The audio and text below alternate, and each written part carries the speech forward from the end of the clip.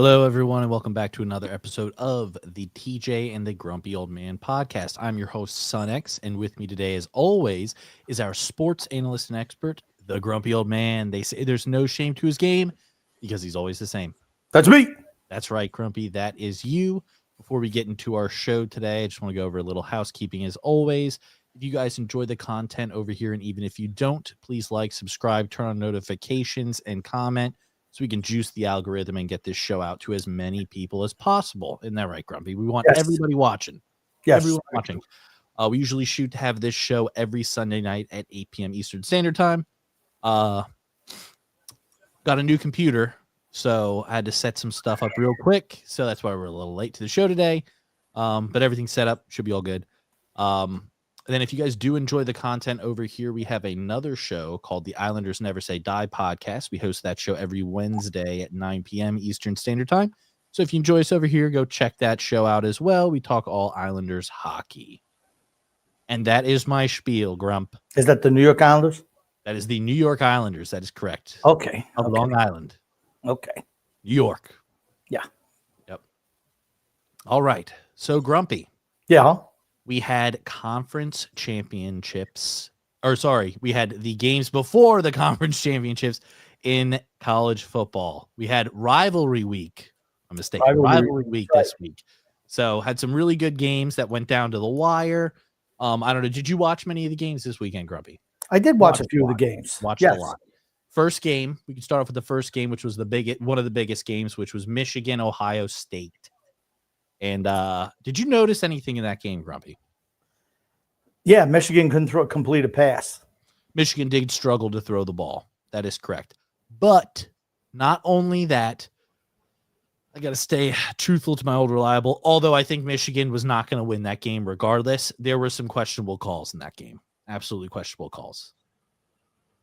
Okay. Do you not agree?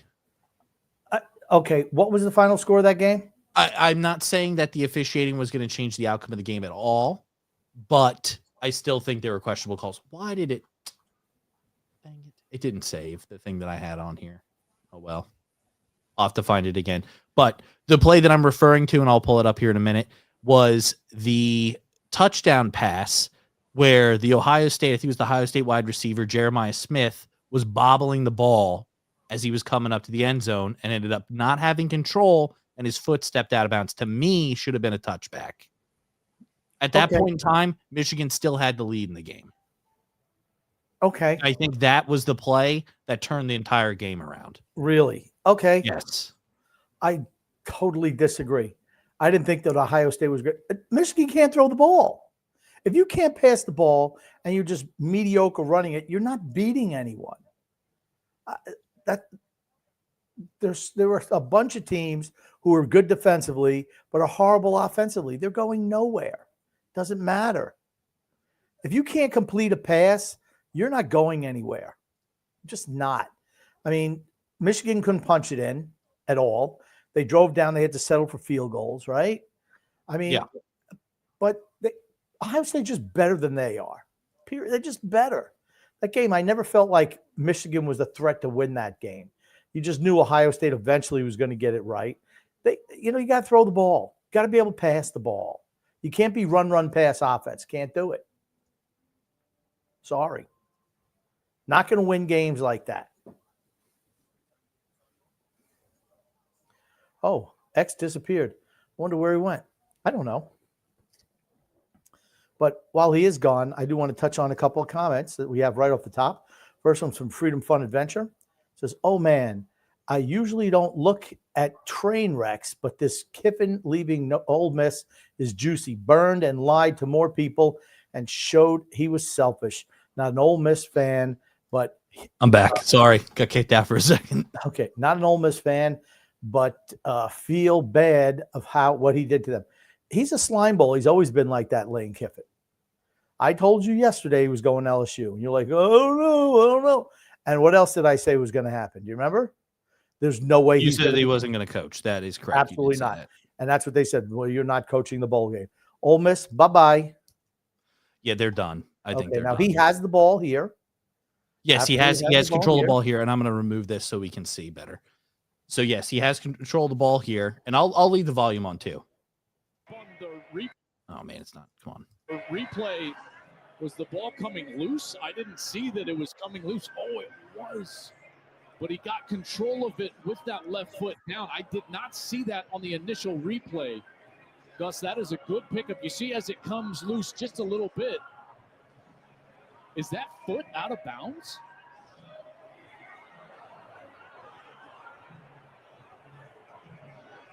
You can't tell it there. This is a better angle. Ooh. His foot's absolutely out of bounds. Okay. They ruled it a touchdown, which should have been a touchback. That's 7 points off the board. And at that point in time, Michigan would have had the lead going into half.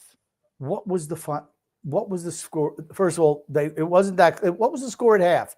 And what was the score at the end of the game? They were down by, I think, let's see. I can tell you here. Was it 17-6 or something at half?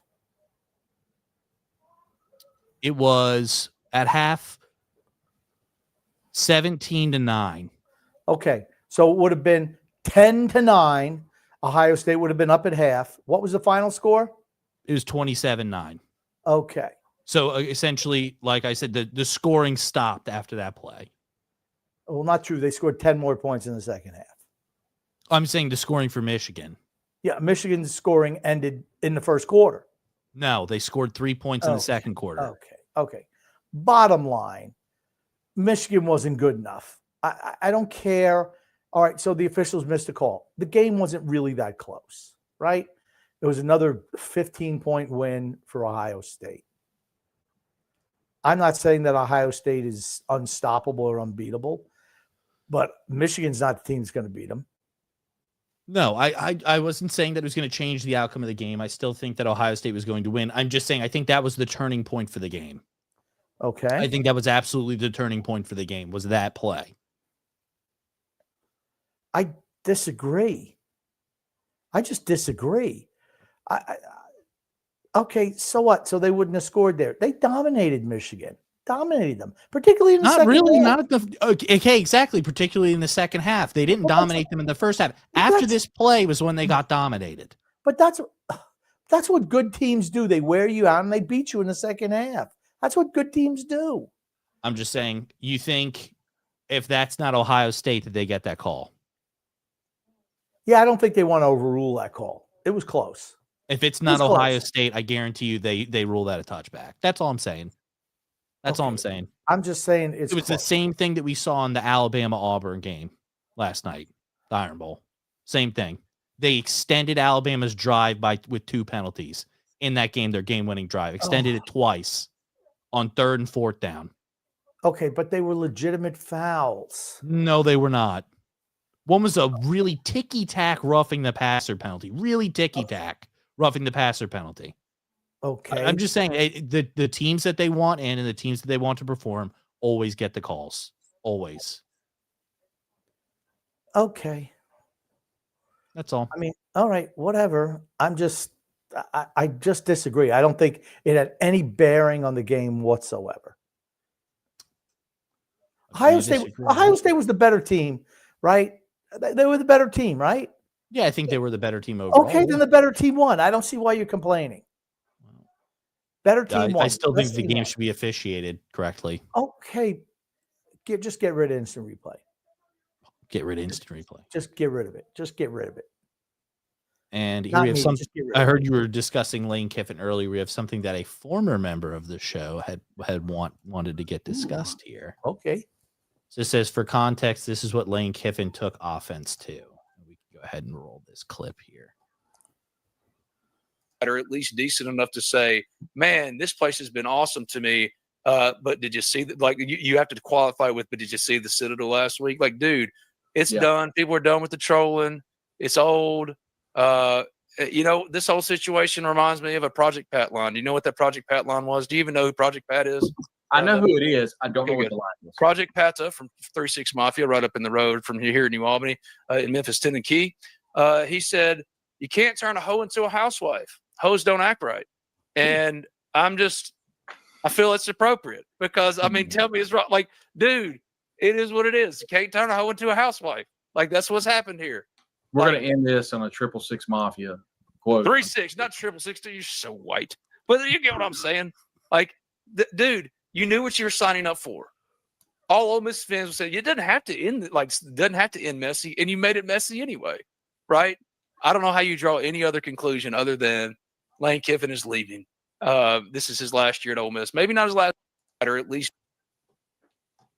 So saying that he left, he could have made it a little bit better, but left on bad terms. Is that really shocking to anyone? No, and not to mention his That's what daughter he also is. goes to I think goes to LSU. So Not that doesn't mean shit either. well, You don't think LSU's a bigger job than Ole Miss? Just is. LSU is a bigger job than Ole Miss. Period. again, at the end of the day, what do these coaches care about? What do they care about? What's the only thing they care about? They care about money and high profile Money. Money. They don't care Okay. about anything else. All they care they about want- is money. They want these guys have egos too. They want to go to the high profile schools and win there. They want to win national championships. Why? They get paid more money. They're looked at more fondly. That's what happens. I told you yesterday he was gone. And by the way, this was the reporter. Lane Kiffin confronted the reporter for calling him a hoe after the game. So you want to walk in here and call me a hoe? We'll see how it goes. Yeah, you know what? He's a moron. I really dislike Lane Kiffin. They go from one asshole to another one, LSU. I want them to have nothing but failure. They had the fake Bayou boy. What the hell was his name? I forgot his name. Ryan Kelly. Ryan Kelly, who, you know, as soon as he comes down faking the accent, a phony. This guy's just an asshole. He's always been an asshole. And honestly, I could care less. You didn't like it. Who cares? I don't care what you like. Yeah. So what? I call it like I see it, bro, because that's what you You want. bounce from school to school. That's what you do. Yeah, that's your MO. I mean, he went from what was it? He coached another school before he coached at FAU. I can't remember. I mean, he originally started out as Alabama's OC. He coached for the Raiders one year, young at like 32 years old, and he flamed out there. Not a head coach though. Yes, head coach for the Oh Raiders. wow, I didn't realize he was a head coach in the NFL. Yeah, 1 year he flamed out. Then he bounced around because he went to Tennessee for a while, didn't he? The first school I ever remember him coaching at, and it could be I just didn't watch a lot, but was Alabama. I'll look up his coaching tenure. Yeah, while we're listening to this, why don't you look that up? Because it's interesting. I honestly, I'd like to see Ole Miss win now without him. It's not going to happen. But I mean, they made. You told us this week. Sorry. They made the absolute right decision just cutting him loose now. Yeah. Goodbye. All right. Goodbye. I'm going to play. You had not made up your mind as to what you would be doing next season. He's a At liar. this point, have you made up your mind?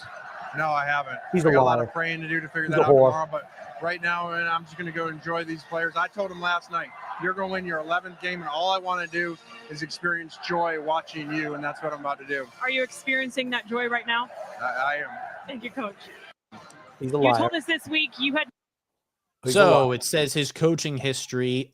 It says that it started out at Tennessee in 2009. Then he went to USC, which I'm assuming is University of Southern California, not South Carolina. He didn't last long there. Went from 2010 to 2013 at that school. So talk about 4 years. Then was at FAU for 3 years, and then Ole Miss from 2020 to 2025. Why was I thinking he coached for the Raiders? He did coach for the Raiders. He did coach for the Raiders. I think this is just his college. Oh, I just wanted his full coaching. Okay, because yeah, it has him at Fresno State Bulldogs. He was an assistant coach from 1997 and 1998, and then he coached the Raiders from 2007 to 2008. Yeah, at the time it was like, how is this guy getting elevated to a head coach? Yeah, At the time, he was Monty Kiffin's son. Monty Kiffin was a defensive coordinator for Tampa Bay Buccaneers and other teams. well, you're wondering how he got there. That's the reason why. Well, we know And that's how everything in sports works. It's connections on who you know, not Nepo you know, baby. He's a Nepo yeah. baby. Yeah. And I'm not saying he's a crappy coach, but he certainly was back in the day. I thought it was ridiculous that he got promoted to a head coach at an NFL team. Yeah. And then he went to Tennessee as an offensive coordinator. Is that what it was? I think. Oh, I exit out of it. Give me a second. I'll pull it back Okay. up. I think he was OC for Tennessee. He was a Then he head went- coach at Tennessee. He Head was coach at Tennessee. Tennessee. For how Yes, long? he was OC at USC from 2008 to 2009. Okay. Head coach at USC 2008, 2009. Then he was head coach at Tennessee from when to when? He was the head coach of Tennessee from 2008 to 2009. He was the offensive coordinator at USC from For 4 years. from 2005 till, or this is showing, I don't know. This thing is very weird. Why don't you just pull it up and post it so I can look at it? Okay. Give me a second. It's just so much easier that way. Because long story short, he had to rehab his image. That much I know. He had to rehab his image after the Raiders gig. And then Tennessee, he didn't last there. Let's make that a little bit bigger so we can see his record. Okay. All right, we got to get rid of that thing there. Okay, It Tennessee doesn't have his position with the school. Okay, Tennessee 7-6, USC for 4 years. That's when he had to do rehab. He was gone after 1 year at Tennessee. Then USC 8-5, 10-2, 7-6, 3-2, gone to Florida Atlantic. Right. So you'll leave it, but it just shows you how his reputation was in tatters. First, This had to have been his head coaching career because I know he was an offensive coordinator for Alabama. Okay. Well, then you're showing that his career was in tatters. And he goes from Alabama to Florida Atlantic. Yes. Whoop-de-doo. He had 2 winning seasons and a 5-7 season playing the Boca Raton Bowl. Then he goes to Ole Miss. And he was, okay. First year, 5-5. New program. Okay. Then 10-3, 8-5, 11-2, 10-3, and 11-1. So he was successful there. This is the best record in Ole Miss history, by the way. Okay. So he did do that. Well, I'll give him credit for that. You knew as soon as he couldn't wait to leave there, right? Why is he leaving? He wants unlimited funds to bring in players. LSU pays more than Ole Miss does. Just that plain and simple. That's why he went. LSU is a higher profile program. Just is. There's a comment in here from Alex. He said Kiffin was under Pete Carroll at USC as an assistant, along with Steve Sarkisian, before taking the Raiders head coaching gig. His dad got him all those jobs. Yeah. Monty Kiffin got him the jobs. But I told you yesterday, you knew as soon as I heard there were rumblings that he was leaving, I knew he was leaving. Yes. Florida was in on him, and then they backed out. He was probably pitting one team against the other to get maximum value. And here this says Lane Kiffin on any frustration over the past few weeks, which include a post-game confrontation with a reporter, references how he thought he was called a hoe, and then it got further awkward. Lane, has there been some frustration over the last couple of weeks? I saw you posting. There was an incident right before you went into the locker room, and it just seemed like you were a little bit upset maybe about some things that have come out over the last couple of weeks or how things have gone the last couple of weeks. Yeah, I think, I understand you guys' job, and I think things are fair. Like I say, when questions come, those are fair questions. Maybe I can't answer them. Maybe I don't see them the same. But when you call someone a hoe, He didn't call him a hoe. Pause. He didn't call him a hoe. He compared him to a whore. He's That's what he exactly did, like one. because he whores himself around for jobs. That is exactly. He didn't call him a hoe. He said you can't turn a hoe into a wife, is what the guy said. He was making an analogy. He didn't say he was a whore, even though he is. Okay, he whores around for jobs. That's exactly what he does. The fact that he's upset, dude, you know what you are. All right, so you know what? He's like the scorpion and the frog, right? You've heard that thing, right? The scorpion and the frog. And, he wanted to get across the lake, and the scorpion winds up killing the frog. And he says, well, I'm a scorpion. Well, that's just what he is. Like I said, I like this guy less and less.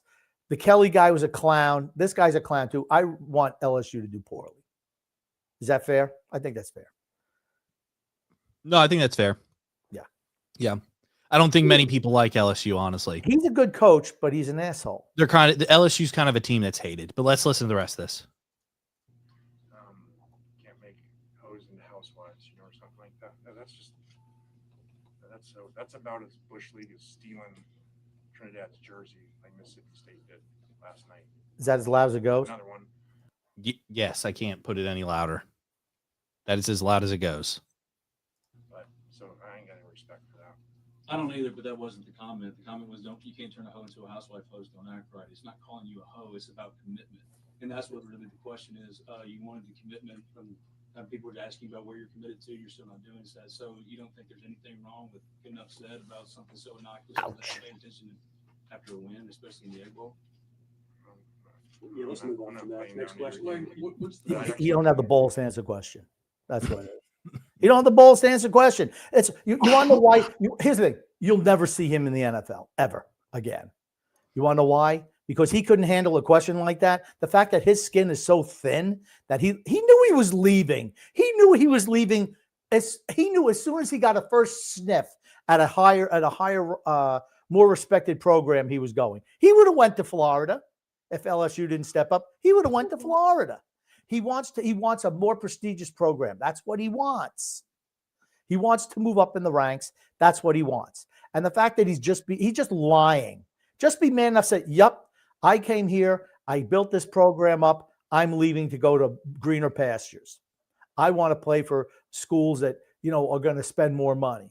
Coach, he's not going to be playing anytime soon. Right, to coach, right. The teams that I have a chance to win every single year, higher prestige schools. I have more respect for him. But if he actually came out and spoke the truth as opposed to lied. That's right. Stop playing politician, bro. Stop playing politician. I agree. And then they ask him a legit question, just like I just did. And that guy hit him right between the eyes with the question. And he's like, "Oh, I'm not playing that game." Okay, dude, then you're a failure. I root for him. You're a failure. You're a failure. He's a failure as a human being. Maybe his wife is a hoe. I don't know. Oh God! All right. Well, let's not be throwing accusations. Does he have a wife? I don't know.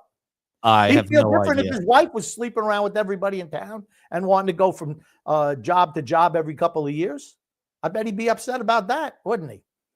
Probably. I have no use for him. Here, let's listen to the rest of useless. Then. Lane, what's the most difficult part of the decision you have to make? Is there one aspect of it that you labor over the most? You didn't know this question was coming? There's a lot into it. No, it's not. I want to make sure my salaries are higher. Have them all the time. You got to make decisions about, jobs you take and where you move and all those things. And again, we get paid a lot, so understand ours is, under a different spotlight and scrutiny. But, a lot of people that are critical of it are the same people that they do it all the time. They make decisions and, they got to figure out the best things to do. In other professions, it's a little easier because you get to go to places and, oh my God. You bring you there and you go for a weekend, you see all the schools and neighborhoods and all the stuff, and then you make the decision. And, our jobs are more difficult now. That's it. Yeah, he's so disingenuous. Just is. No use for him at all. I knew he was going. As soon as I heard rumblings, I'm like, he's gone. He's gone. I thought he actually left after last year. I'm like, where's Kiffin?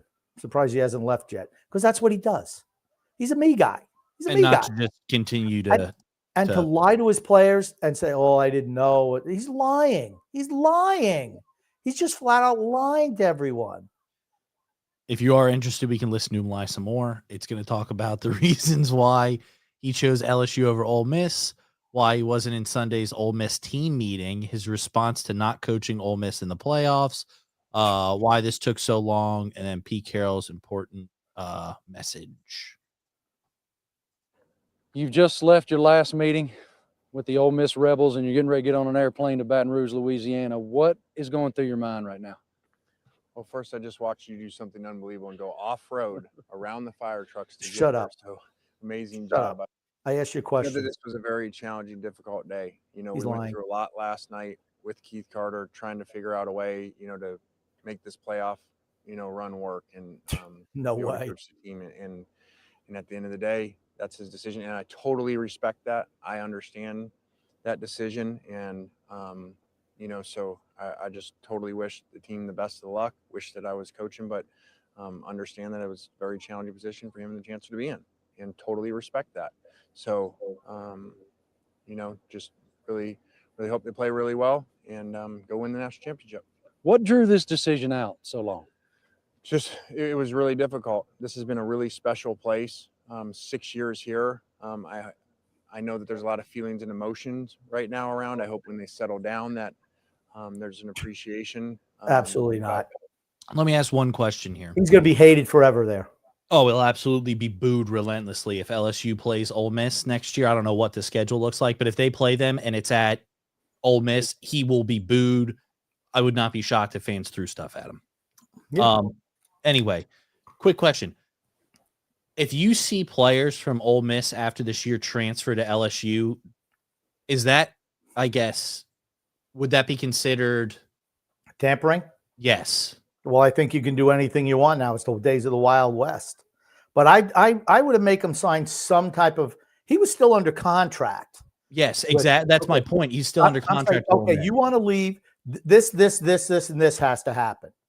If you want to leave and coach at another school, I don't know if they did that or not. I absolutely would have done that. You want to go play. You want to go to somewhere else. You want to leave and go somewhere else. That's fine.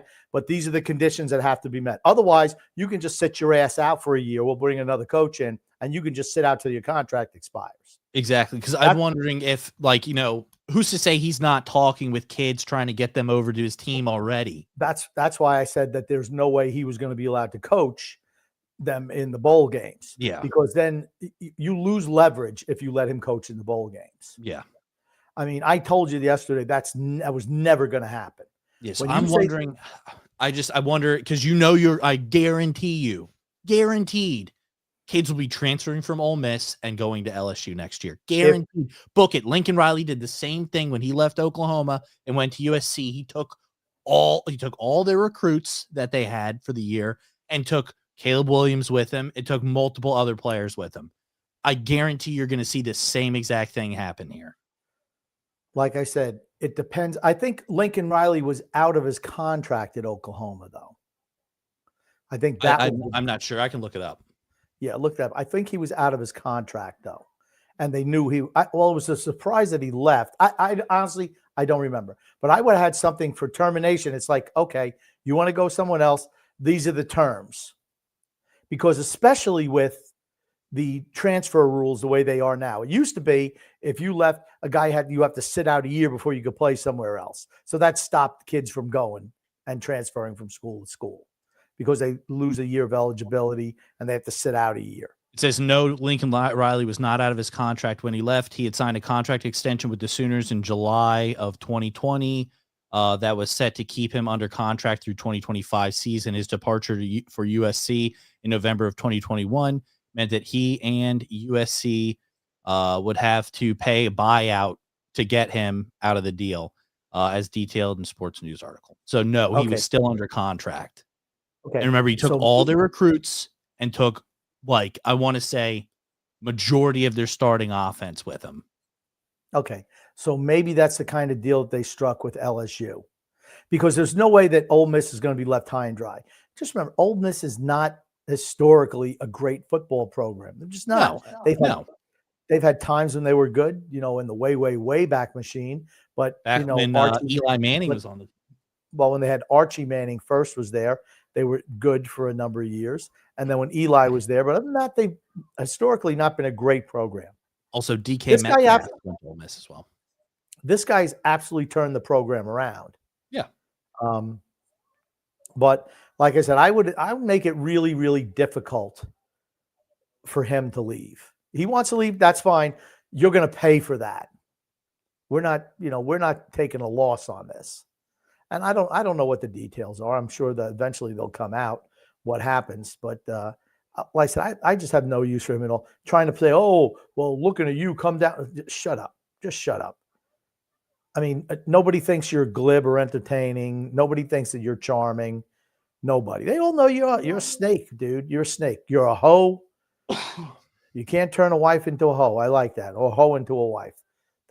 And here's the thing. If the Alabama job came up tomorrow, he'd leave LSU to go to Alabama. That's what he would do if he had the option. Or if he got a chance to go to Ohio State or He would go Notre there. Dame or Michigan.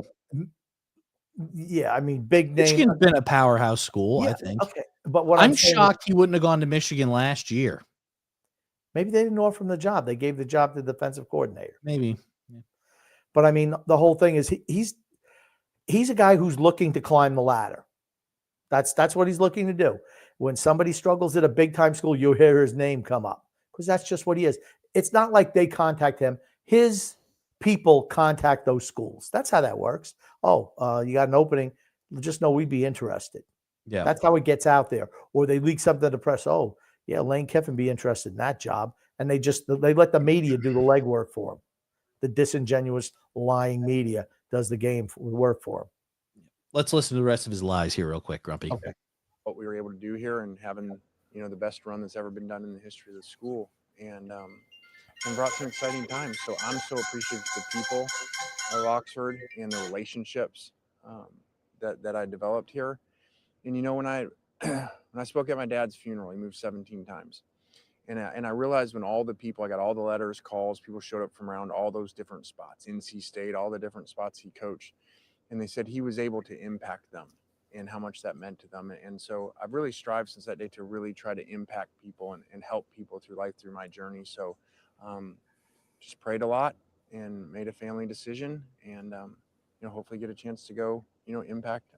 Grumpy, I have a question. Was that Lane Kiffin calling you, getting upset with you, calling him a liar Yep. and a hoe? All right. Yep. You had to tell him straight. You said, get off the phone, lying hoe. Had to do it. Whole new set of people. I understand you didn't attend the meeting today. Why not? Again, I totally respect Keith's decision. So that was his decision. Yeah. He asked me not to come to the meeting and said I couldn't come, but which I totally understand. He didn't want to I don't know go. that I necessarily agree with. He didn't want to talk to the We're players. trying to find a way, to make this work and coach the team and give the team. He's probably handing out pamphlets to the University of Louisiana. Transfer Said, forms. Yeah. Hey, here you guys go. Go ahead and fill these out. Come play for me. All he would have done was talk to players and try. Now he cannot contact the players. Yep. So, I'm sure there's some type of loophole that he's going to get around. Hey, I'm going to have one of the kids who's on LSU go ahead and contact these guys for me. Something. Because these players all know each other. They all message each other in the off season. A lot of them work out together that play on different teams. They're recruited by the same schools. Yep. They're from the same areas for the most part. Yep. So they reach out to each other. They talk to each other. They know each other. And I guarantee he's going to be like, hey, wide receiver who plays for my team. Hey, cornerback, defensive tackle, regardless. Hey, player who plays on my team, go ahead and reach out to this kid for me and talk to him and try and get him over here to our school. It's not me telling him to do this. It's just the player went ahead and did this on their own. Yeah. And back in the Wayback Machine, you could not recruit players from those schools because, like I said, the transfer rules were just really onerous for the players. You couldn't play the next year. You had to sit out a year. And no players doing that. That's just not happening. Yeah. But the last thing you wanted was him to coach your team and be in the ear of the players that he really wanted. Rest. Yeah. Yep. Yeah. Yeah. So let's listen to the rest of this. It's got a couple more minutes, 3 more minutes. Best chance to win. But I also, he's got a job to do. And like he said, he has to live here. Can you pause for 1 second? Like he said, maybe he could not wait to get out of Mississippi. Look, he's at an airport. He's in an airport. Plane just landed right behind him there. He couldn't wait. Yeah, this is him at the airport. Yeah. This was the interview that was done with him at the airport. Yeah, he couldn't wait. I mean, well, the fans knew that he was leaving. I guess what time his flight was leaving, and they gave him an earful. I've not listened to the video, so I'm sure there's a lot of profanity in it. That's fine. But we'll just try and do bleeps. Okay. The national people understand why he should let me coach, but he has to live here, and it's a little different when you're the AD. So totally respect that. And Keith has been amazing to us over the 6 years. Why was LSU the right choice for you? Money. Yeah, just there was something in me. This was really hard. My heart was here. The liar. But I just, I talked to some mentors, Coach Carroll, Coach Saban. Lying. And more lies. Especially when Coach Carroll said, man, your dad would tell you to go, man, take the shot. you know, Your take a dad's shot dead. and He accomplish a wouldn't lot tell you to do here. anything. You know, I always hated how we only gave 1 year to Tennessee and left. I really hated that feeling of Pause it. you know, even though it was an exciting year, but you know, Pause. Look up Monty Kiffin. Tell me how long he was at places. Your dad would have tell you to left. He stayed forever at jobs. So full of shit, this guy. How long was Monty Kiffin a defensive coordinator for Tampa? Let's look it up here. Monty Kiffin coaching history. Wow. Here, let me throw her up there. I have to zoom in a little bit here. Give me a second. So it looked like Minnesota, I don't know what New Orleans Saints, and Tampa Bay Buccaneers from 1996 to 2008, and then Dallas in 2013. Yeah. So his dad would have told him to be a job hopping whore. That's what he would have told him to do. Absolutely not. I He think wouldn't have told him to do that. Lane Kiffin in 4 or 5 years has coached at more teams than his dad did, and His whole career. yeah, his entire coaching career. So he's full of shit. He's lying. I guess called him another lie right there. His dad wouldn't have wanted him to job hop because guess what? His dad didn't believe in that. His dad didn't do that. Yep. Just, yeah, useless. Go ahead. Finish up. I'm sorry. No, you're good. I think that we gave a lot to this program and to the city, and you know, some of those historic wins in this stadium we've ever had, and best regular season in the history of the school. So I feel proud of that part, but it just became time. You know, I talked to God and he told me it's time to take a new step. It's a new Lucky you get by a bolt of Some lightning. people will look at this and What'd you say? Lucky he didn't get hit by a bolt of lightning when he brought God's name up. But you better start backing away. This guy starts spewing that type of crap. say, What- okay, it Can I is ask you the a question? What has this guy ever won? Has he ever won anything? Has he ever won a conference title? Has he ever won an NCAA championship? Has he ever won a division? I'm going to say the answer is probably no. He might have No, won. He no. won stuff at He won stuff at FAU. but I think that's FAU, it. FAU, Florida. What's it? Florida Atlantic University. What are they? 1AA school? They played in the same conference as UNC Charlotte. Okay, so they suck. I think the American Conference America, something like that. All American, whatever. Yeah, okay. Did they win anything? I mean, he made it to some bowl games, won some bowl games. Doesn't mean you won your conference. I'm going to say no. I'm going to say the years that they went 11-3, they probably won conference. Okay. I'll say that. The years they went 11-3, I'm going to assume they probably won conference. Okay. So best season in the history of the school, the best era in the history of the program, a playoff team with an opportunity to win a national championship. So what does LSU offer in your mind that Ole Miss doesn't? I don't know all that. It just was something that I prayed on and made a family. wait, did he seriously just say that he doesn't know that? Well, why the hell did you leave? Because he's lying through his teeth. I don't know all that. He's just a And liar. what made you want to leave? They obviously offered you something else the other school didn't. Change the Unlimited funds to sign whoever he wants, number one. Big time money and total control over the operation. That's what they did. And you want to know when he started becoming interested in the LSU job? The day that Kelly got fired. That's when he's like, yeah, because it was Florida before then. As soon as Kelly gets fired, then it's LSU. Why? Because LSU is in better shape and is a more highly regarded program right now than Florida is. Correct. I mean, he just stop being such a liar. Just call it like it is. Everyone knows you're a liar. Right? Maybe it's wrong, but I think a lot of times, you know, you just go prove things right, and that's what we're going to do when we get there. Last thing, I know this has been an emotional time for you. What are the specific emotions that you'll be watching your team on television playing in the college football playoff? He doesn't have a team right now. There's so many His team, emotions today. It's not his team anymore. His That's true. team isn't playing. He's no longer with that team. His team lost to a superior team this weekend. That's right. They lost to Oklahoma. LSU lost to Oklahoma. That's right. And it was so rushed. You know, this isn't a normal job, And so I'm not complaining about the job. You know, this is a very abnormal job that you don't get a chance to just go places, look around, make decisions, you know, maybe start in 4 months or something when you relocate. So this is one of those strange jobs that you got to get on a plane and go. So I hate that part of it. And Just lying again. but it is what it is. One last thing that I meant to ask a moment ago. What role did your desire to bring some offensive staff with you or some staff members with you play in the decision taking a moment? In decision of what? In the decision to be finalized. Oh, yeah, there was no, I guess there's a narrative because I had to talk to the players about that someone pumped a narrative in them that there was an ultimatum to coaches or something like that they had to go. That there was nothing.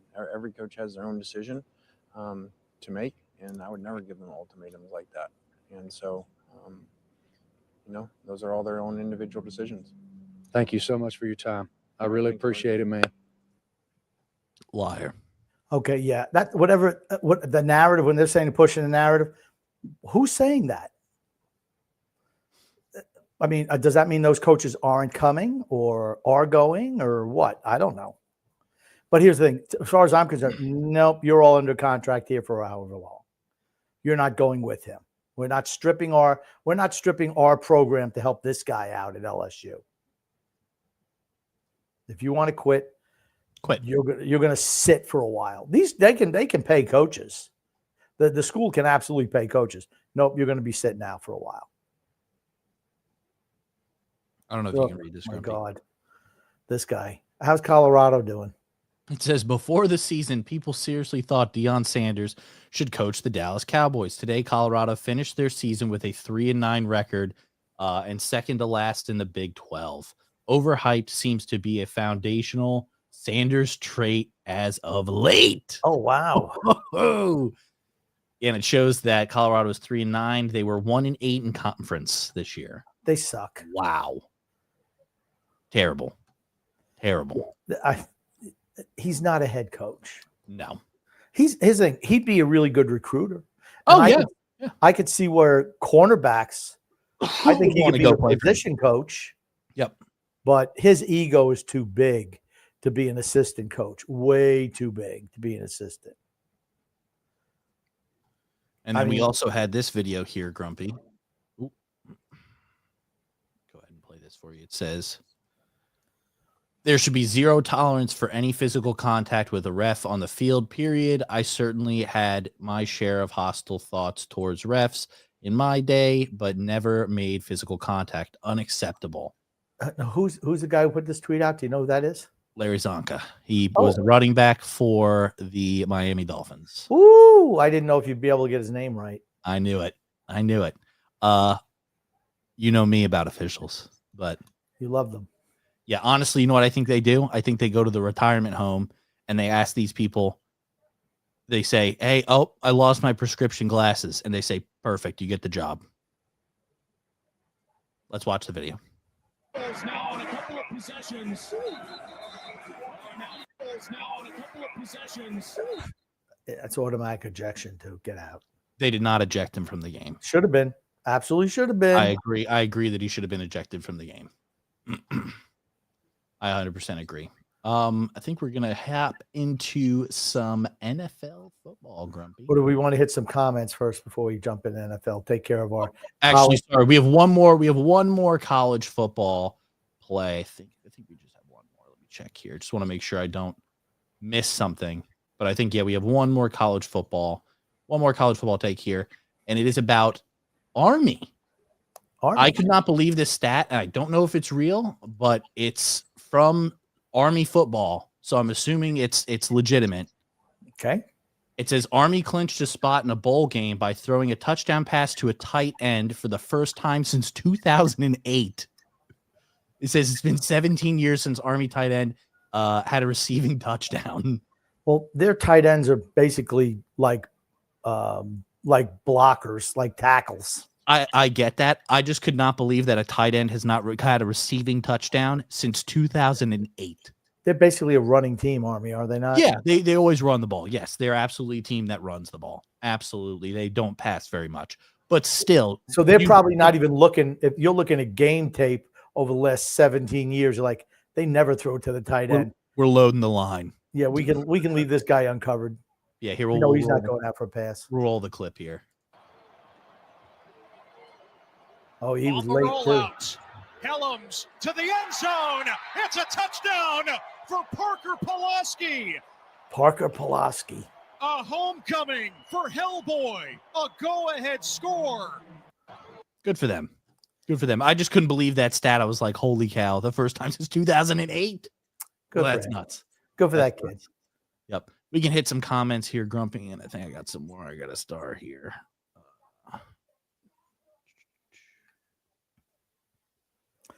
Freedom Front Adventure says, "Oh man, I usually don't look at train wrecks.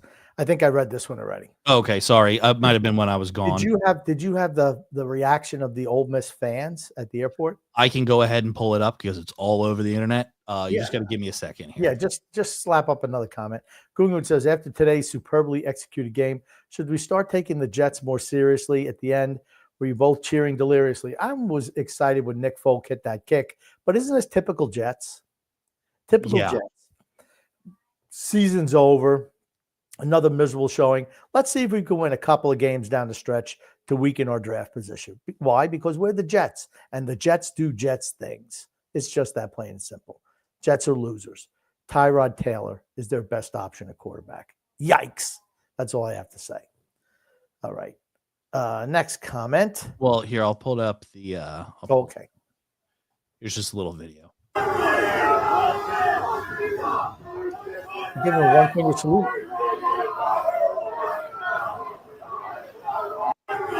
They're all yelling "F you, Kiffin." Are these Ole Miss players? Those are fans. Oh, okay. Those are fans. Those are fans. So yeah, they were not pleased with his decision. I could have told him that was going to happen when he signed there. Yeah. He stays just long enough to get a big job. He's not stupid. Gugun says the Islanders merely a funny team. Funny? Am I funny? Am I here to amuse you? Or was the last road trip just a dream? Okay. I know we're going to talk about this on Wednesday, but let me just say the Islanders performed really poorly on the road trip, and they managed to get 6 points out of a possible 8 where, honestly, they maybe should have had maybe 1 point. And that was against Colorado, where I thought they played okay in the third period. But I probably should come away with none. They were outperformed. Now look what's happened since, right? Detroit, they dominated Detroit, 2 points, deserved points. Then they go back home, and who do they play in the first game? I don't remember. We talked about it last week. Maybe it was Boston. They lose to Boston again. And I thought that game was 50-50 split. Boston's goalie was great. Which week you talking about? Since the Detroit road game. They've been home since They then. played the Blues after that Detroit. Lose to the Blues, the second worst team in the league at home. Then lose to the Bruins, right? Nope, they played the Kraken and beat the Kraken after that. Beat the Kraken, deserved win. Then they lost to the Bruins. 3-1. That was a home game. All those were home games, by the way. Right, All three of those. Then they lost to the Flyers 4-3 at home. And that's a game they deserve no points. Yes. If it wasn't and for then 6 men on the ice with Palmieri blowing out his ACL. ACL, yep. 6 men on the ice. And they even had changes with 6 men on the ice. Still wasn't caught by the referees. The Islanders come away with 0 points. That was a turning point of the game. And then you had the game from today, the Capitals loss where home. They got whacked by the Capitals. 4-1. Yep. Yeah. So, they just are what they are. They're a team that's going to be scuffling around just like they were last year, same spot in the lineup. And just think where they'd be without Matthew Schaefer. That's all I have to say. JP says, holy moly, Dallas and Colorado are really good. Yeah, Colorado is really, really good. Dallas, like I said, they're not in Colorado's class right now, I don't think. Freedom Fun Adventure Ed, Son X, your shirt, and I applaud you for brushing up the wardrobe. Reminds me of my blue tiger suit from the Will Ferrell movie when he was coaching kids soccer. Give us a side-by-side. Yeah, it's pretty close to it. It actually is a soccer warm-up jacket. So, yep, yeah. Very nice. Very nice. And it is blue. It is the exact same color blue as the one in Kicking and Screaming. Do you remember who played his father? In Kicking and Screaming? Yes. Give me a second. It was oh God, the coach for the Bears. I'm drawing a blank on his It was name. not Mike Ditka. Mike Ditka was his dad. Oh no, Mike No. Ditka was the coach that helped him in the movie. That's right. His dad was Sonny from The Godfather. It was not Sonny from The Godfather. He was in The Godfather, it was not Sonny. Oh, it was Tom. Tom Hagen. That's right. Robert Duvall. That's And it's right. funny because the warden and I just watched Four Christmases. And Robert Duvall is such a great actor He was really good. that he can play. And I said to the warden yesterday, I'm like, can you believe that this guy played Tom Hagen? And I say it to her every year, I think. I mean, just look at, because I mean, he was great in Four Christmases, just that comedic role, which is hard to play. Yeah. And he was just so good. Like, oh, if you think I'm going to have some sixth grader in a uniform coming to the house and turning my undies, oh, no, that is no way that's going to happen. And how he called his wife a common Lane Kiffin. Yeah, and then he says, yeah, I put a roof over her head and I gave her 3 meals a day. And I didn't lie to her face. I spoiled her is what I did. God. Ridiculous. She's nothing but a common street whore who left her career and children. He's like, nice restraint, Dad. I helped to speak ill of your mother on Christmas, but she's nothing but a common street whore. Nice restraint. Hilarious. And he was just so good in that role. And I just remember Kicking and Screaming, the same type thing. Just phenomenal. That's how great an actor he is. He can lose him. I mean, he was also, Colonel Kilgore in Apocalypse Now. Just so good. JPC's. And Grumpy, my fantasy team is back. Who beat you in fantasy this year, JP? That's all I want to know. Thank you. It's me. Who's got the best record in the league? Oh, that's right. Thank you. It's me. Freedom Fund Adventure goes, I have so much respect for Kyle Palmieri and the play he made with the ACL injury, playing through pain, never giving up on the play, demonstrate all the sports cliches we have. Okay. I agree with that. He fought through the injury. I agree with that. But you want to know, it helps when you have 7 guys on the ice. Again, doesn't matter. He's not talking about that. He's talking about the play that he made after tearing his ACL. I give him props for that. He just floated off the ice and a puck just came to him. That's what happened. Oh no, he picked his he picked his pocket and absolutely made a beautiful pass. Here's the good news. He has a torn ACL. Great play. Here's the good news. He's out for the year. Bad news is trade. It's gonna be tough to trade him, right? Well, he's got another year on his contract, so he should be traded next year. Okay. If he has anything left, if he's able to come back. Freedom Fund Adventure goes, Darsh should look to move guys. We know they should sooner or later now that Romanoff and Palmieri are out long term. You have to wait till Pajot comes back. But I firmly agree. Pajot and Lee, and those two absolutely must be moved. You got to look now. Okay, season's over with. We've lost, 2 players for the rest of the year who were quote unquote better players on our team. The whole thing, it's not like the Islanders, even in that streak, were playing all that well. I'm aware. I'm just saying, through the eyes of management, you have to be like, okay, we need to look towards the future. We need to look towards next year. This year's a wash. If you're a good general manager, and I'm just going to draw a comparison between the New England Patriots of this year and the New York Islanders. Now, the Patriots have the best record in the NFL. They played no one. Okay, right, but they have the best record in the NFL, and they did nothing at the trade deadline. And people say, well, you should have done this, and maybe you should have added the trade deadline. He says, we have a plan here. So what he's trying to say is, we're not getting rid of draft picks for the immediate rush. We know this team is a work in progress. They had things break their way a little bit this year. We have a vision for where the team is going in the future. That's what a good general manager and head coach do.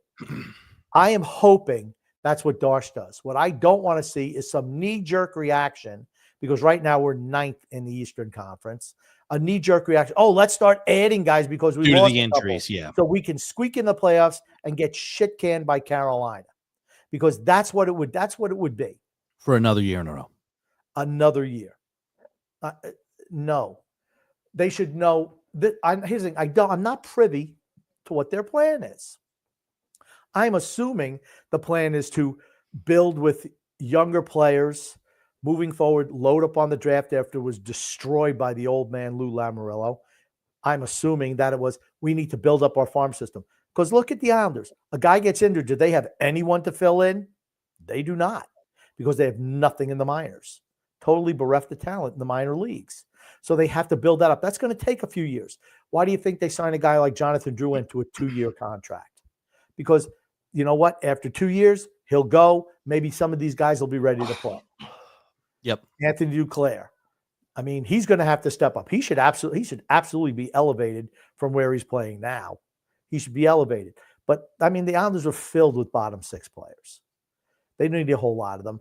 They need top 6 guys, but they're struggling to score now.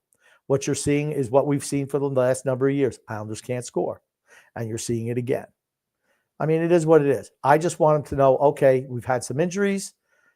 That's not going to affect our thinking. Our thinking was, regardless, we're looking towards the future. And we got lucky with the kid, number 48. Let's see if we can strike gold again. Who knows? I mean, that's what the mentality has to be. Loading up on draft picks. Again, 1 out of 3 pan out. 1 out of 3 who were drafted in the first round or first 2 rounds pan out. As many kicks of the can that you have to get high-end players is what you need to do. Okay. Gungun says, at Thanksgiving this year, what was the best bit of food you both ingested? Grumpy, did you flee Long Island because it was growing too congested? What about the food, X? Smoked turkey. Smoked turkey. Now, where did you eat that food? Did you have to pay for it? Did you have to pay for it? I paid with my soul. No, I did not have to pay for it. Where'd you go? I went to fiance Y's aunt's house. Oh, and did you go anywhere else? Did you have 2 meals that day? Nope, I did not have any meal at the Grumpy and Warden estate because I had filled up with food earlier. So I figured. Didn't you fill up your little bag when on your way home that day? Did I fill up my bag? No, I don't think I took a bag. Paper or plastic? Did you fill up the paper or plastic bag on the way home? No. How about today? What about today? Today I took plastic. Today took plastic. Yeah, that's correct. Yeah. Gungun says, is Aaron Glenn merely playing possum? One day will the Rizzler blossom? No, I feel bad for that Grizzler. The Grizzler, I think his time is already up. Aaron Glenn sucks. Freedom Front Rancher says, Lane proved himself to be a hoe. Also, challenging this doughboy to a fight with armed state troopers in your stadium isn't tough. I know Layla, his ex-current wife, very well. She is sweet but passive. Okay,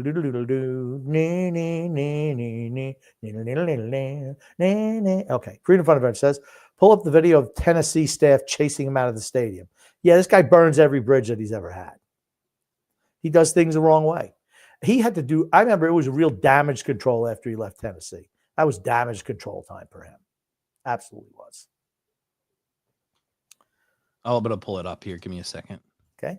Freedom Fund Adventure says he had to do a rehab stint in Alabama on a Saban. Saban rode his ass. Kiffin, long history of adultery, had to get sober. Speaking of hoes, who will abandon everyone for cash?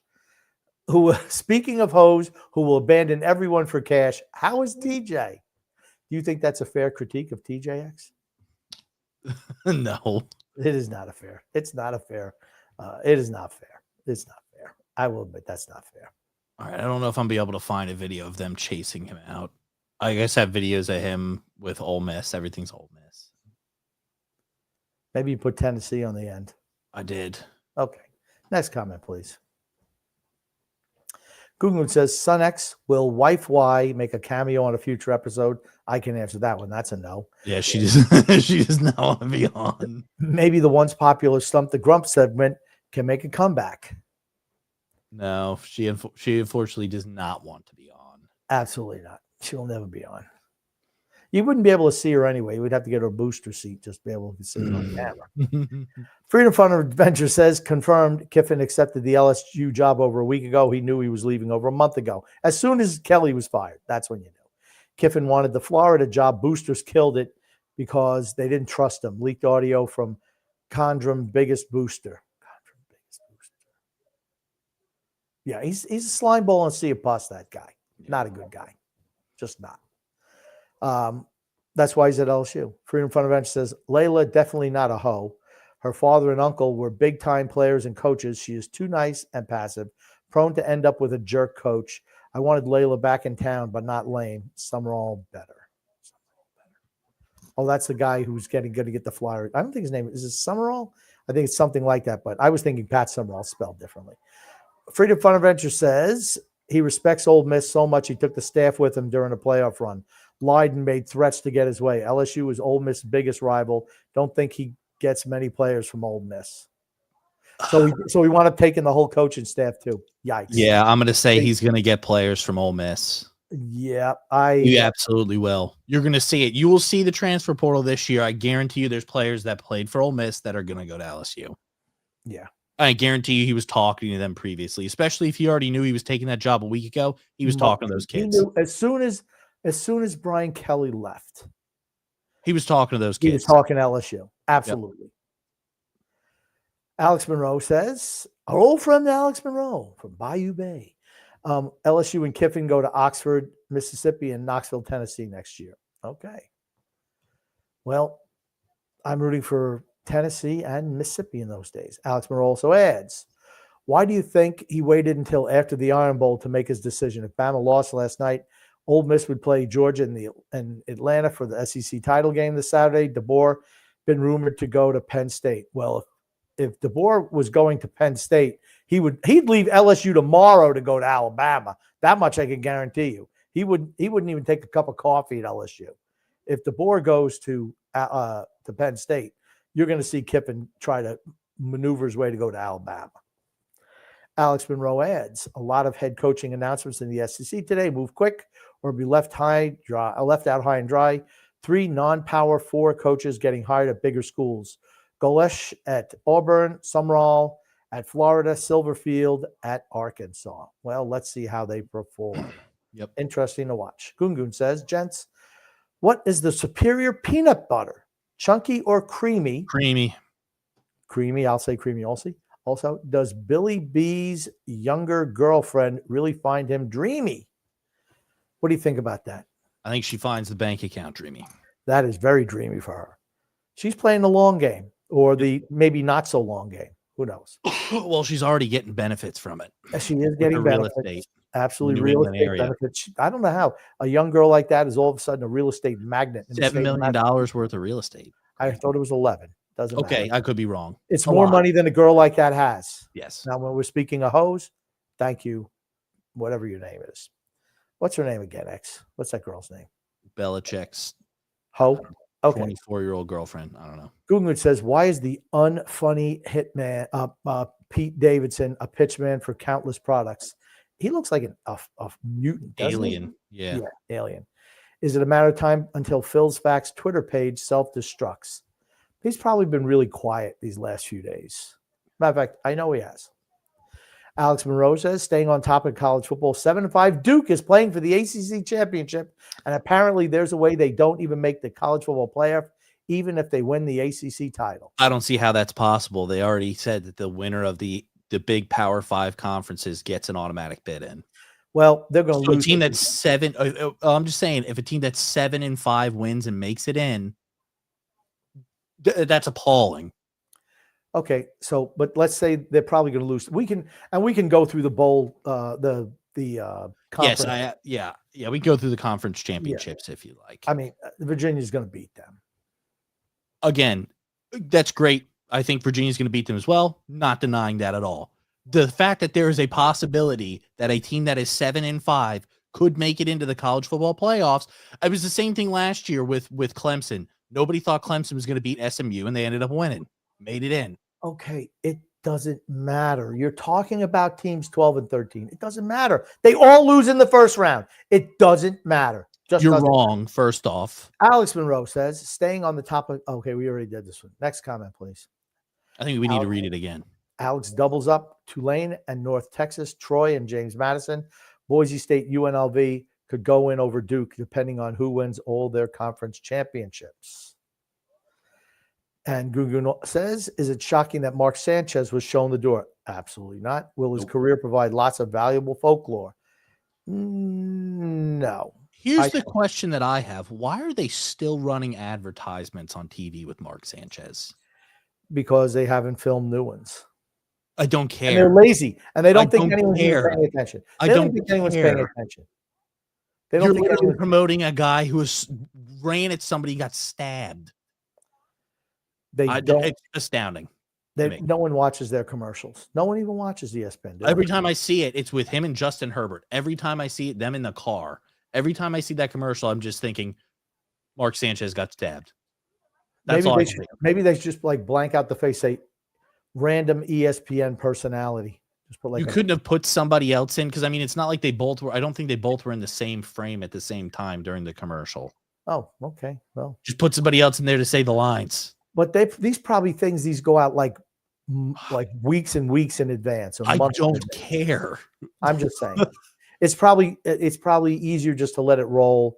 Yeah, I guess, and just think that everybody in public is just a moron. It doesn't. Or they don't pay attention. Yeah. How many people are watching ESPN's preseason game and realize that Mark Sanchez isn't there? Did they even care? I don't think so. Okay, sorry. Let me get to the next one. Please. Gungu says, is Tom Wilson a calm, kind-hearted man? Is he more manly than Peter Pan? I'd say he's definitely more manly than Peter Pan, who was usually played by women in the stage production of Peter Pan. But he's turned himself into a really good player, right? He certainly has. JP says, when the hell did Tom Wilson turn into Stan Mikita? Kudos to him. Kudos to him. He obviously has some ability to play, and he worked at it. He was known as a goon, and now he's turned into a really serviceable player that any team would want him on their squad. JP says Palmieri is going to retire, I would think. Well, we'll see. He's got 1 year left on his contract. He's certainly going to pretend that he's rehabbing, and to me, he's just a long-term injury for the next 2 years. I wouldn't even bring him back. Yep, agreed. I would try to move him if you can. Alex Monroe says, Georgia loses to Bama again. Did they get left out of the college football playoffs? No. Texas has quite the resume to have an argument to get in. They have 3 losses. Sorry. 3 losses means you're out. 3 top 15 wins, OU, A&M, and Missouri. Okay, Missouri is not top 15. 1 possession loss to Ohio State in Columbus, and Florida lost Hershey. The Florida loss is devastating. They lost 3 games. They're not getting in with 3 losses. Not with how many teams in the SEC have 2 or less. They shouldn't even get in over Vanderbilt. Honestly. I'm like, no. I think Oklahoma we'll talk about that. We'll put it up there and see what. Yeah, and I have a whole breakdown of currently what the college football playoffs are looking like. Okay. So all right. And then also said, sorry, Vandy, not Missouri, which is true. Vanderbilt is a top 15 team, and they just beat Tennessee last night. So, yeah, Vanderbilt is currently ranked 14th, and with that win against Tennessee, you know that they're going to go up. They're not getting it. Vanderbilt? Correct. Vanderbilt's not getting in. Vanderbilt's not getting in. Not happening. Okay. Gungad says Sorokin is a true Jekyll and Hyde. Has the Islanders season already shriveled up and died? No, you'll see them be good at times and bad at times. They just are what they are. They don't score. They're not that talented. They got one guy who's just electric. The goalie is good. You know, a bad game here or there notwithstanding. And Horvat's played really well. He's cooled off though. And Barzell. Other than that, they're a bottom feeder team. JP says, I wonder if the Islanders should be trading Horvat. I don't think he's got that much value on the market with his contract. Yeah. Maybe. The way that it is. But if you could move him and get first, a lot of picks or high value pick. I mean, if you get yourself a couple of firsts and a second for him, I'd absolutely do it. Or maybe a first, a second, and a young player. I would absolutely consider that. Because by the time the Islanders have truly turned it around, he'll be aged out. He'll be in his mid-30s by then. Yep. And it's not going to be useful. Freedom Front of Edge says, Grumpy, Florida has a better roster than LSU, more money, better stability off it, and better facilities, including soon-to-be renovated stadium. Kiffin had too many demands. Summerall is a better choice. Who's a more respected program? It's LSU. Florida was a down program until Urban Meyer got there. I think Florida has more history than LSU does. I did over the long term, no. Over the last 25 years, absolutely. But LSU is a top. It's one of the blue bloods. It absolutely is. Alex Moreau says, "X, there is no more fiance. It's wife. Why? Wife, why? Let's see that left ring finger. Ooh, look at that, X. There it is. There it is. Yeah." Goon Goon says Duvall is a wonderful, underrated actor. The Great Santini, To Kill a Mockingbird. All right, that was a really small role. The Apostle, very good. Tender Mercies, excellent, won Academy Award. Star Wars, he was not in Star Wars, etc. He was not in Star Wars. What the hell? He was in The Godfather 1 and 2. Average Joe says Florida hasn't been legit in over a decade. That's right.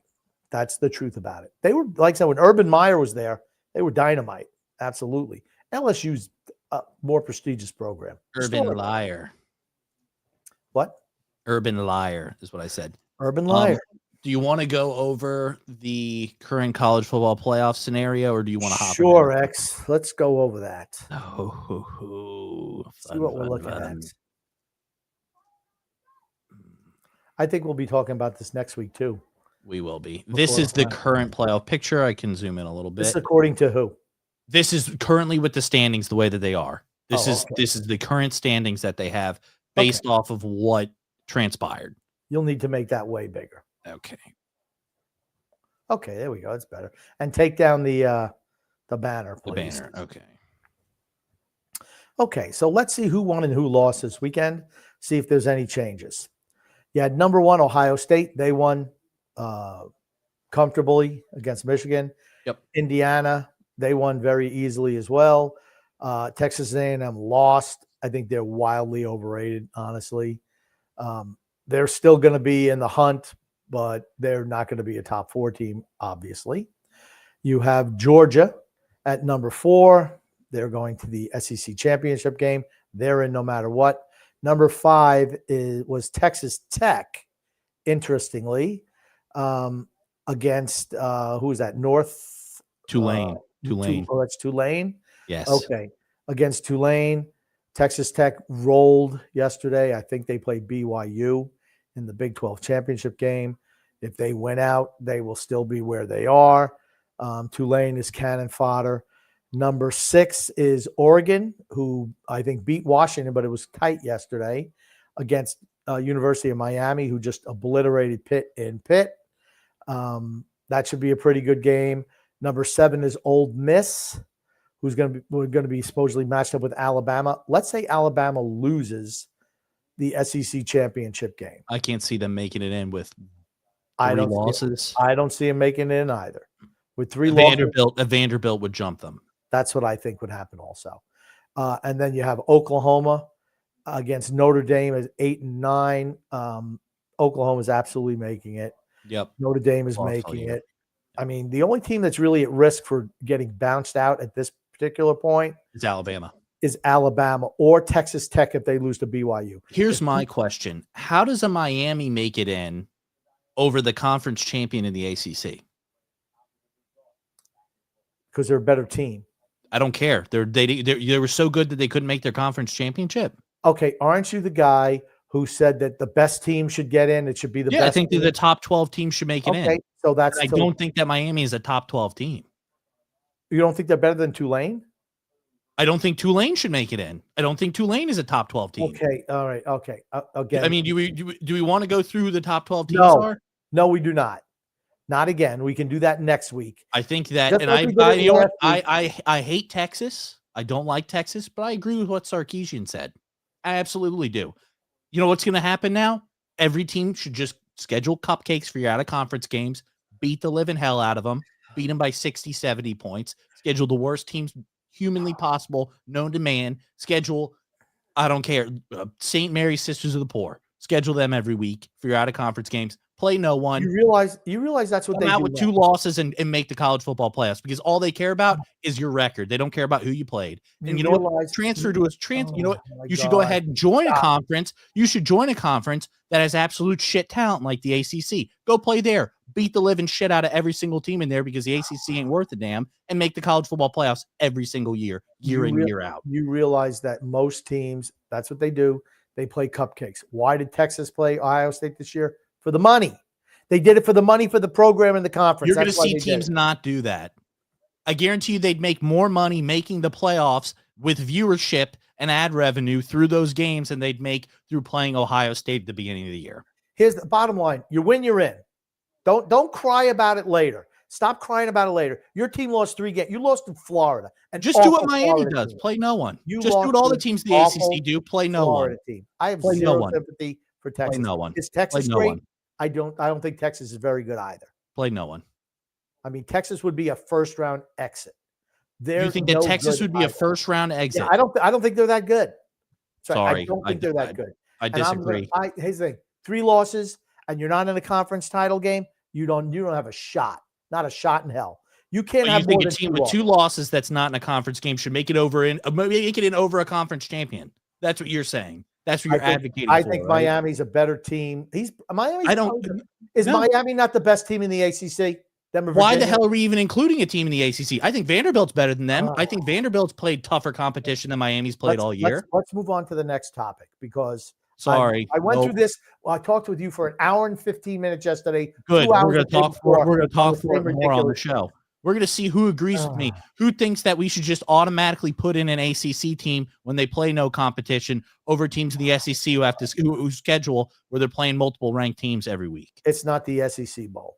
Just isn't. I don't care. And here's the thing, You know they what? lose games too. Play They better lose out of games. conference games then. Schedule tougher out of conference games then, and prove that you deserve to make it in. Or maybe they should have a playing game. Half the teams Let's in have the a playing SEC game. half Let's the have, teams- let's have Miami play Vanderbilt and see who wins. See who makes it in. Half the teams in the SEC play just as weak a schedule as Miami. You're wrong. Texas You're A&M. wrong. Texas You're A&M wrong. had You a are breezy wrong. schedule this year. You are wrong. 100% right. Okay, Texas A&M's schedule was weak this year. So was Vanderbilt's. No, So it was Vanderbilt. not. No, it was not. It was. They have one weak side of the bracket and one strong side. Oklahoma, Texas, Alabama, and Georgia all play on the strong side of the bracket. And then the other weak sisters of the poor, the ones who are rated highly this year, play the weaker teams. It's just the way it is. Vanderbilt played Alabama this year. They win or lose to them. They lost to Alabama. Okay, so they lost to Alabama. They played Texas, who's Lost ranked. to Texas. They played Tennessee, beat Tennessee. Okay, Tennessee. They lost to Texas, but they lost to Texas by 3 points. They lost to Texas. Okay. Okay, let's see who Miami's played that's worth a shit that they've beat. Because guess what? They lost. You're talking about how great Vanderbilt is. You named two of the teams that you think are better, and they lost to both of them. Who have they beaten? Tell me who they Tennessee. beat. Tennessee. How good is what's Tennessee's? Where's Tennessee ranked? 19th in the country. 19th in the country. And that's before yesterday's loss, right? Yesterday's blowout loss. 19th in the country, 3 losses. Okay, that's before the blowout loss, right? 19th in the country, 3 losses. So, but that's before yesterday. Oh, don't worry. lost One of those yesterday. teams that Miami had to play, they played Virginia Tech and beat the living shit out of them. Real tough Virginia Tech. Beat the hell out of Okay, them. so what else, right? So what else is Vanderbilt had? Missouri was ranked when they played them. So where's Missouri ranked now? Oh, they're not. Okay. Okay, here's Move the thing. on. Missouri's not ranked Move because on. look at who Let's move Missouri's on. played. Let's see who Missouri's on. played this year. No. Let's, No. Let's see who all I Missouri's care about- played. all I care about- Oklahoma, Vanderbilt, Alabama, Texas A&M. That's 4 teams that are ranked in the top 15. 4 teams that are ranked in the top 15 that they Okay, played this so year. guess what? They're Maybe not that's that why good. they're unranked But because maybe they that's why actually they're play not tough that- teams. but They see, don't but play listen, bullshit all year like the ACC. If they were a good team, they would have won those games. They're not. If you were to put them on the other side of the If bracket, they would have played in the ACC, they'd probably have 1 loss all you year. don't If know they played in that. the You ACC. don't know I that. do know that. The You don't ACC know that. sucks. You The don't ACC know that. sucks. You Let's don't look know up Miami's tough schedule. Okay, Let's go ahead and look at Miami's tough okay, schedule. No, let's no, move let's on. look it up. Let's move on because we're not getting into this argument We again. want to see it. We want to see Save who it for Miami next week. played. Save your argument. Miami played a about- real tough unranked Pitt. Real tough no. unranked Pitt. Here's the thing about X. Here's the Virginia thing- Tech, that great team. This is- NC State, Oh, Studs, All right, Syracuse, amazing. Stop. No one wants to hear this again. Lost to SMU. Here's the thing about UX. Here's the thing about Lost to unranked SMU. You argued okay? when it was 4 teams in. You argue about 4 and 5. No, 12 I teams argue in, the yours like difference 12 and is I 13. don't think that teams should automatically have teams in because we They need absolutely conference should. representation. absolutely should. That is the They biggest load of That's bullshit the I've ever only heard way- in my That's the life. only way you get this. That's the only The way best you get 12 teams should It's the make it only in. way you make this Make happen. playoff games. Well, and make Miami playing is- games. Miami Make is, playing by games. the Prove that rankings- you deserve to make it in. by the Make a rankings. playoff playing game. By the Prove that you rankings. deserve to make it By in. the rankings, Miami is one of the top 12. They teams. haven't proved that they deserve to make By it in. They the played no rankings, one. You said by the rankings, Miami is a top 12 team. So The just only stop. team that They're a top Miami 12 has team. played that is worth a shit this year is Notre Dame. That is the only one. The only team. And they beat Notre Dame. They beat Notre Dame. That's the Okay. only team. And that was also the first game. They beat The them. first game of the beat season. them. It was the first game of the season. So the they first beat number game. 9. So they beat number 9 Notre Dame. Okay. Do you think that Notre Dame should be ranked number 9 with 2 losses? I guess I they don't. are. I don't. lost- Why are they ranked 9th? They have 2 losses. Well, they're a good Vanderbilt team, has I 2 guess, right? losses. Why are they not ranked higher than them? They have Because 2 Notre losses. Dame plays a tougher schedule than Vanderbilt did. Bullshit. Vanderbilt didn't beat anybody good. Tennessee, woohoo! Missouri, woohoo! Neither one of them are going to be in top 25 next week. Neither one of them. Tennessee will be in the Tennessee's- top 25. Tennessee's gonna be You're 8-4. wrong. Tennessee will absolutely be in the top Tennessee's going to 25. be 8-4. Tennessee will be in the top 25. 8-4. You know who's not going to be in the top 25? SMU, the team that Miami lost to. They won't They be in don't the top deserve to be in 25. the top- They won't be in the don't top deserve to be in. 25. That's fine. They don't deserve to be in there. But you just said Miami deserved to be in the. They deserve to be 12. They deserve to Miami's make it in. Miami keeps on rolling, right? They Miami don't. keeps winning. They Miami don't. keeps They winning. play no one. They're playing no one. They won. They play no one. They continue They to play win. literally no one. It's okay. They play shit It's competition. okay that it's okay. They're a top 12 team. They just They play are. terrible competition. They are a good top 12 team. They're top 12. It doesn't matter. Again, and if it was 16 teams, you'd be complaining about 16. Sorry, 17. no, don't It's think just what a you do. sorry ass Let's move on conference to the next automatically topic, deserves please. representation We're an because hour and a nobody half has- into the that's everyone show. gets. Let's move on to the next topic. Ah, Hour and a half into the show. Grumpy Move to just the doesn't next want to topic. be defeated. It's okay. Oh Let's my get God. some more. Nobody wants to hear you Grumpy. for let's another get to hour. some comments. Let's get. I some- get to do this for free after the show. That's right. Okay, we already hit this comment. No, this is a different one. No, it's not. Florida has been legit for over a decade. I Okay. already read that one. Freedom Fundamental says, Average Joe chiming in with below average take. Florida is still top job. The results haven't been there in over a decade. Okay. Gungu says, has TJ finally found peace of mind? Would anything less be considered a crime? You think TJ's found peace of mind, X? Yeah, I think he is. I think he's doing Okay. all right.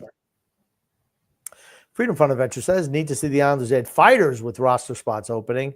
They haven't paid back anyone who they said they needed to. Second incidents by teams were worse and won't back-to-back Dallas. Won't back Dallas. I don't know what that means. Okay. They're not going to be bringing it up. They don't have anybody to bring up. They got a bunch of fourth liners. Alex Moreau says, why is Georgia assumed to be in the college football playoffs? So they lose to Bama again. Vandy has 2 losses. Bama with 2 losses. If Bama wins the SEC, Oklahoma with 2 losses, Notre Dame with 2 losses, Miami with 2 losses. Because Georgia's a better. First of all, Georgia's a better team. Who've they played that's been so much better, right?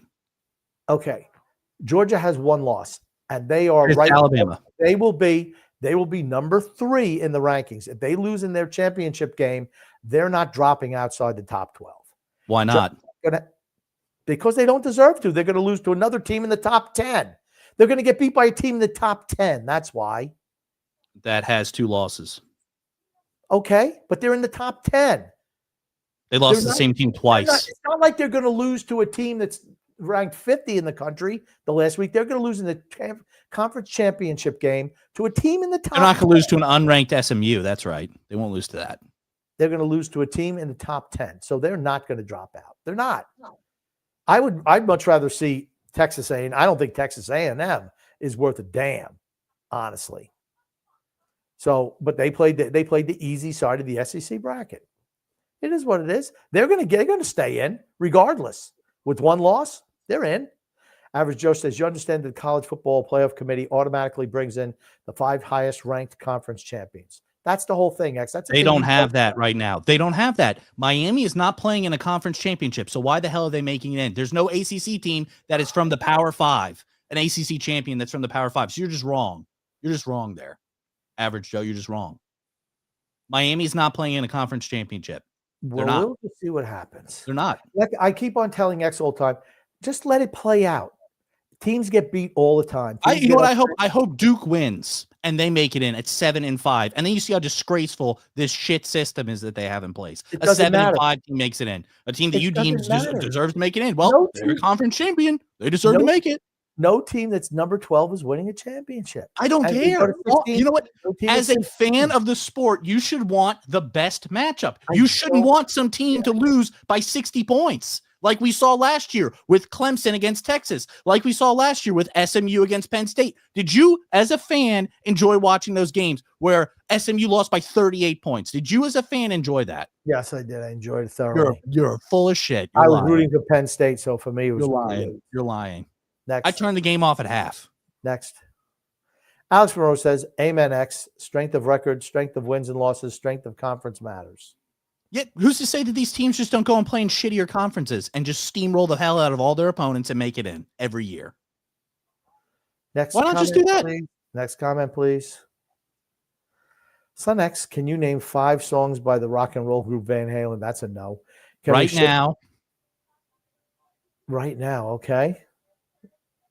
I can't think of any other ones. You suck. Right now isn't even close to the top of my. I wouldn't even mention that song. I like the intro. That's why. Okay. Can we ship Woody Johnson on a one-way flight to Berlin? I don't know if Berlin is necessarily where you want to send him to, but anyway. Average Joe says Miami played Notre Dame, University of South Florida, and Florida ahead of the conference. That's So right. Notre USF Dame's is a unranked. non-conference game. USF is unranked. Florida is unranked. Okay. They played. They But played Notre one Dame- ranked. They played one ranked team all year. Notre One. Dame's top 10. One.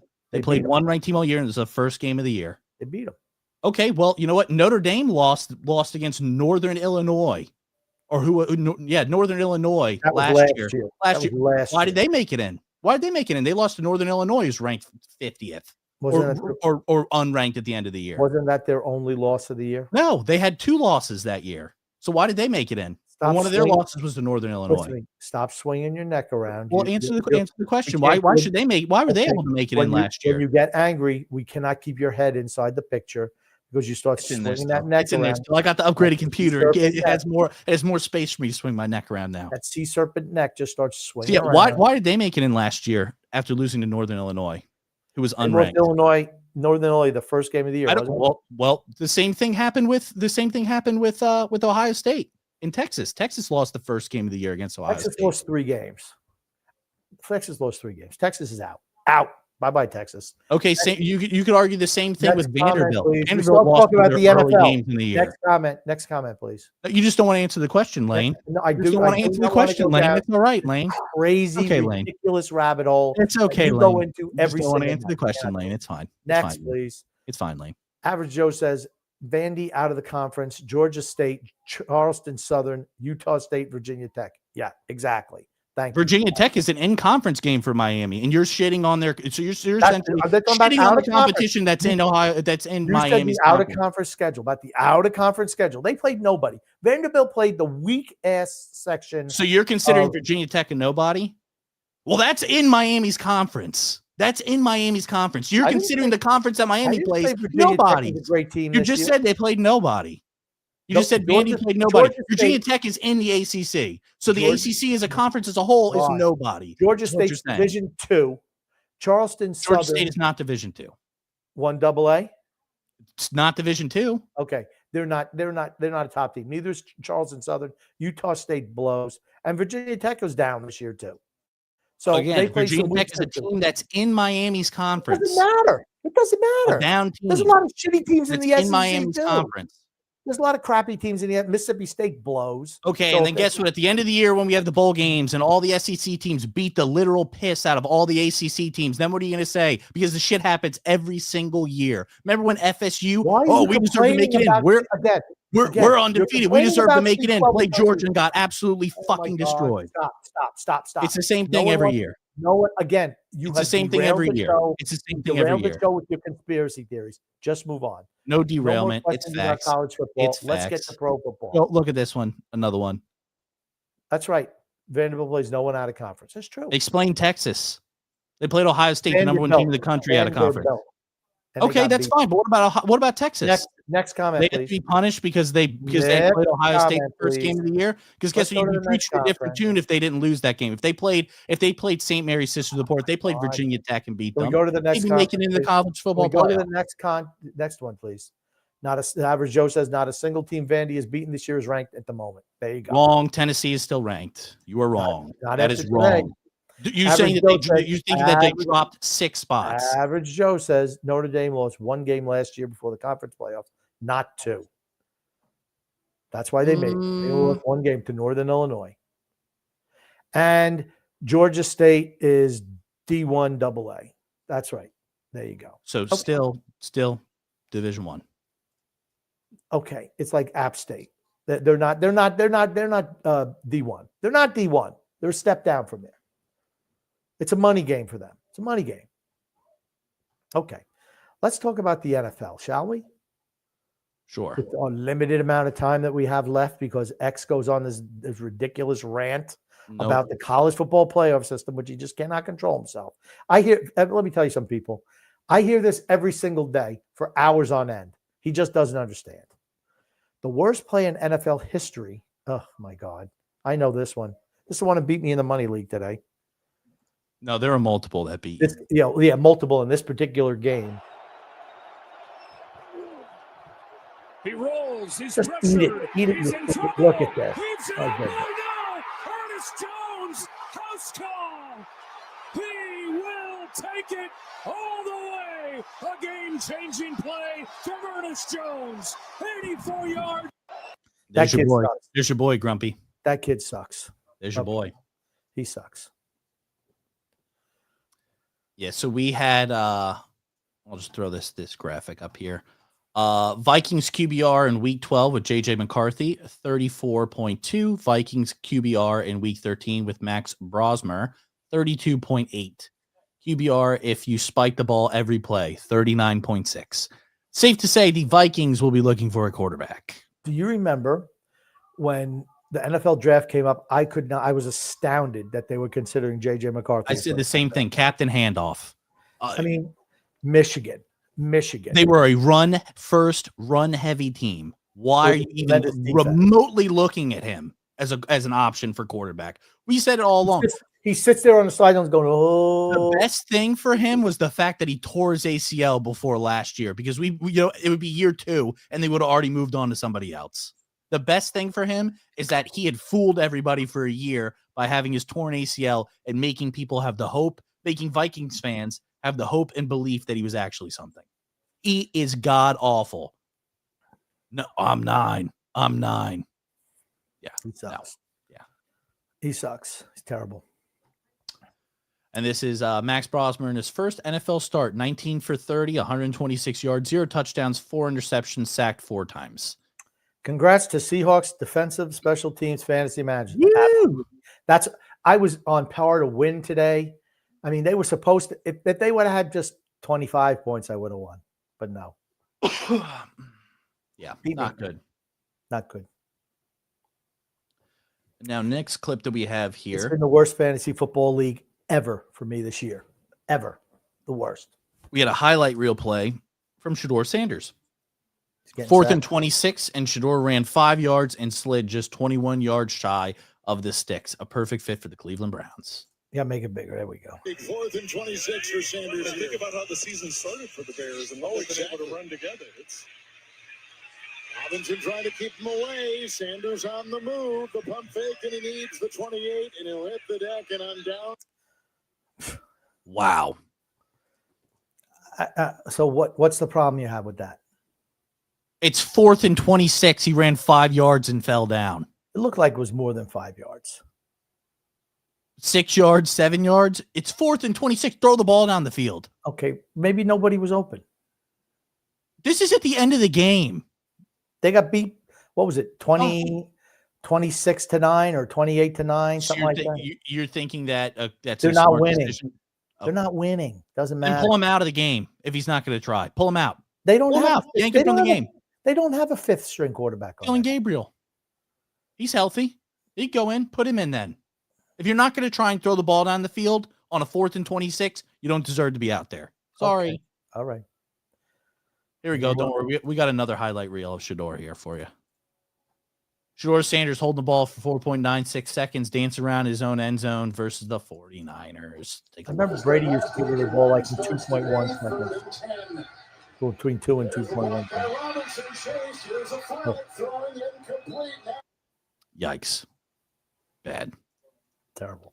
Here's the thing. All the people who are saying, oh, he's great, he's all this, he's all that, you beat the Raiders. You beat the Raiders, who are atrocious. You beat an atrocious team. He's not that good. You played against a team that's got, and even with the banged up injuries that the 49ers have on defense, you beat a little bit better defense, a little bit better. You played against a little bit better defense, a little bit better team. Couldn't do anything. Nothing. True, X. True.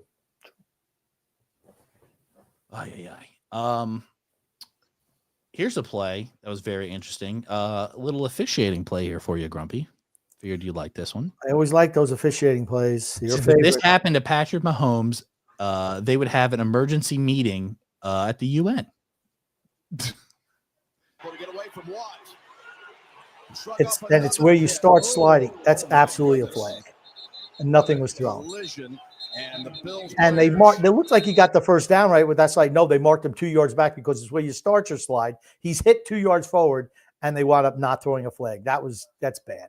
That's bad. Abysmal. Yeah. Abysmal. Obviously, a fight ensued. We knew that would happen. Yeah, bad no call. Not sure what's going on there. Patrick Mahomes, 100% gets that call. Absolutely a flag if he does that. All right, and then we have a little clip here But of the Chiefs are not making the playoffs. I don't think. I don't know. I think it'll be close. We can go talk about that here in a second. I just want to go through these couple of videos I got here. It says Justin Jefferson after the season of Carson Wentz, J.J. McCarthy, and Max Brosmer. Antonio Brown. That's Antonio Brown without his uniform, we are told, without his jersey. And Jay Howard trying to convince him to keep them on. Obviously, they were unable to do so. He tossed his shoulder pads, stripped off his shirt and glove, threw those into the crowd, then ran across the field while the teams were still on the field, giving the crowd a peace out sign. I'll let you know when we hear it. You can see him now in the Florida Penal League. That is correct. That is correct. And then we also had here.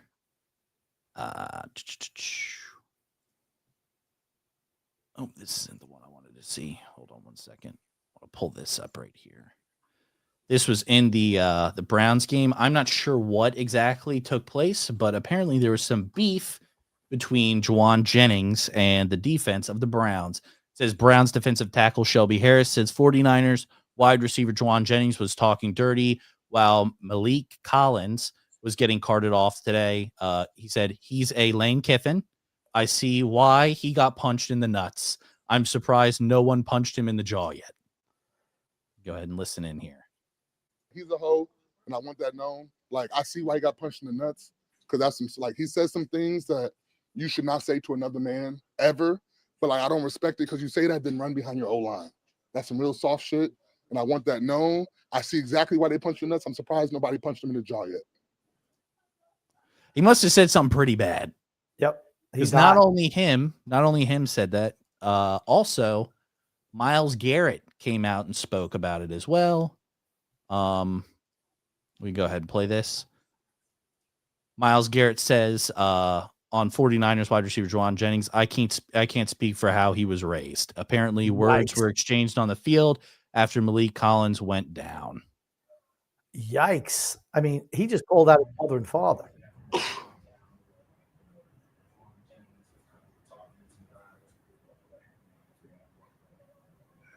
Well, I can't speak for how he was raised, but if you have nothing good to say, don't say something to somebody. So he had a lot to say that was demeaning and disparaging towards some of our players, and I was trying to separate everybody, and I tried to go up and ask what the problem was, and he started coming at me. And I mean, some guys just roll like that. That belongs in the game, but hey, if that works for him and them, then more power to him. But I'm trying to keep my guys focused on the game and not worry about no stuff outside of it, because we're focused on what's on the field. So none of that had anything to do with how Malik got hurt or anything like that? No, he was just yapping. I'm very curious to see what he said. I'm going to try and do some investigative research and see if I That's can what we find want. out. We want some investigative research from you. I just thought that was interesting. I was like, wow, okay, very interesting stuff there. Yeah, we also had some concerns. The Colts recently acquired Sauce Gardner, and let me know what you think about this. It says Tyrese Halliburton said he looked back immediately when he tore his Achilles to see who kicked him in the back of the leg. Nobody was there. Look what Sauce Gardner does. Working against Cade Stover, a little bit of contact at the line of scrimmage, and then Sauce comes up very lame at the end of the play. That was the scene as he goes to the side. Well, It's the same exact thing. Usually when they have those calf injuries, it could be a harbinger for an Achilles. Yep. Those non-contact injuries are always the worst. Yeah. So they also interviewed him after the game, which I'll play here, about what he said. And this one says Colts cornerback Sauce Gardner on his injury. I think it's a calf strain. On if he feared the worst, not for real. Felt like I got like shot in the calf or something, but it was like high in my calf. I don't think it's the Achilles or nothing like that. That's what he said. Okay, we'll find out. I'm sure we're going to find out something by Tuesday. Yep. Just a strain, do you have any idea at this point? I think it's like a strain. Did you fear the worst when you go down? Not for real. Felt like I got like a shot in the calf, but it was like hot. So it wasn't. I wasn't fearing. I wasn't thinking of the worst. So you said it was high. It's higher in the calf. Yeah, I don't think it's like Achilles. So you have to go get a scan. Yeah, I think I'm going today. I guess what's going through your mind when you're blocking at one point or getting blocked and then you're going off the field and you need some help to get back there? Just wishing I could be out there. The normal stuff. What do you think of your unit perform once you were killed? I wasn't able to watch that much, obviously, when I came in. But it was like hard to like be so in tune because I kept thinking about this. You know what I'm saying? So I really had to just watch the tape. Okay. Did you avoid an Achilles injury or is that? What were you saying? I think we've heard enough. I mean, Okay. did he avoid Achilles? He's not a doctor. He don't know shit. Okay. Anyway, we got that there. Let's see what else we got. Should we look at the updated NFL playoff picture? Yeah, we can. Sure. And I got some other stuff on here to show as well. Okay. Let's just pop up the NFC first. I think that's almost pretty straightforward now. I know there's still 5 games to go, but So this is a split between the both. So this is the Okay. current standings. okay. I don't know the records of the teams. I can't see them. It helps if you bring up ESPN's. Perhaps it shows the. I mean, it has the records right down there: 9-3 Bears, 9-3. No one can see that. I can't see it either. Can you see that better? Is that better? Okay, it's a little bit better. Okay, so the Bears going to make it at 9-3. I'm certain of that. Rams 9-3. Yes. Eagles struggling 4-4. I still expect them to make it 8-4. 8-4. Sorry. The Buccaneers 7-5. 7-5. That's the only one that's going to be of the. I think they and the Panthers are going to be Battling it out for that spot. Seahawks 9-3 are going to make it. The Packers are 8-3-1. They're going to make it. 49ers 9-4 are going to make it. I look at the Lions at 7-5. That's going to be tough. Cowboys, they're 2.5 games out of the NFC East lead. Also, I don't know if you know this, Amon-Ra St. Brown got hurt as well. I don't know if he's done for the season or not, though. Yeah. And then you got the Panthers who are 7-6. And what's the Falcons, record? no. What's Seven- the record? Sorry. 7-6. What is Tampa's record? Tampa's record is 7-5. 7-5. So that one's going to be a battle. This Tampa's was before today, by the way. They haven't updated for today. No, this is week 12 or week 13. This is week 13. Tampa hasn't had their bye yet. I'm assuming it comes. Well, maybe They Tampa just played has. Arizona today. Oh, maybe Carolina hasn't had their bye yet. Yes, Carolina's not had their bye yet. Okay. So, long story short, Tampa is going to be battling with Carolina for that NFC South spot. South. Other than that, there's no one else competing for a spot. No one else. And then you go to the AFC. Patriots are going to make it at 10-2. Browns are going to make it. They're playing right now. Broncos. Sorry, Broncos. Jaguars have taken over. Just looking at the AFC South, all of a sudden that's a tough division. You have the Jaguars and the Colts at 8-4, and you have the Houston Texans at 7-5. The AFC North, which is usually a pretty stout division, has the Ravens at 6-6, the Steelers at 6-6, and the Bengals at 4-8. If you ask me if the Bengals could win out, I think it's possible. Yep. Where they could be 9-8 and make the playoffs. The Ravens play the Steelers twice before the end of the year. That's something I want to talk about real quickly. So many of these big contenders for playoff spots are playing each other twice in divisions in the last 5 weeks. Yep. What are the schedule makers thinking when they do that, right? Exciting stuff. I mean, then you have the Chargers who are at 8-4, the Colts 8-4, and scroll down a little bit, please. The Bills at 8-4. Then you look at your bubble team. Texans at 7-5, Steelers at 6-6, and the Chiefs are at 6-6. And they're showing a lot of people probably aren't going to think that this is going to be a tough game for the Chiefs. I think it's going to be. The Cowboys have been playing really well as of recent. Okay, they lost to the Cowboys. Sorry, that's right. That was on they on play Thanksgiving the Texans. They play the Texans next. That's right. That was on Thanksgiving Day. They cannot lose to the Texans. They cannot lose to the Texans. Yes, and the Texans just beat the Colts today.